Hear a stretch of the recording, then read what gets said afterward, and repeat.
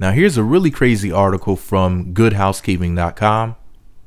Hannah Smothers posted a story titled, "A surrogate mom carrying triplets is suing to avoid a forced abortion." Yeah, this one is definitely heavy. The article reads, and I quote, "When Melissa Cook, a surrogate mom in California, found out she was pregnant with triplets, the father demanded that she abort one of the fetuses and threatened her with, quote, financial ruin if she didn't comply. Cook was 47 years old when she was implanted with 3 embryos, and all 3 implanted and began developing normally, according to the New York Post. The thoughts of having 3 babies, quote, overwhelmed the father, a man who lives in Georgia, and he wanted Cook to schedule a, quote, selection reduction, which would abort one of the fetuses. This was back in November when Cook was 17 weeks pregnant. California law doesn't allow abortions after fetuses become viable around 20 weeks. Cook didn't comply with the father's demands despite his threats. Quote, they are human beings, she told the Post in November. Quote, I bonded with these kids. This is just not right. On Monday, Cook filed a lawsuit claiming that California's surrogacy law is unconstitutional, saying she no longer agrees with surrogacy arrangements. She says she thinks the, quote, basic concept of surrogacy arrangements needs to be re-examined and reconsidered. Her lawsuit claims the surrogacy contract with the father who demanded the reduction and the California surrogate law that allowed it violates constitutional rights. It also claims she's the legal mother of the triplets and she is seeking custody of at least one since the father asked that one be aborted. The Post reports that a custody hearing would, quote, determine the fate of the other 2 babies.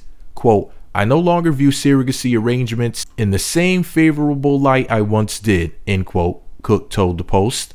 Quote, children derive a special benefit from their relationship with their mother, end quote. After Cook's story went public in November, another surrogate came forward with a very similar problem.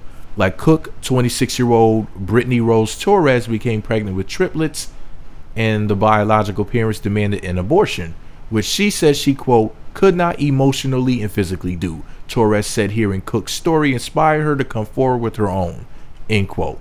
Wow. What I want to know is this. How the hell are you going to pick which baby to kill? Are you going to play eeny, meeny, miny, mo? One of these babies got to go? I mean, this is just ridiculous.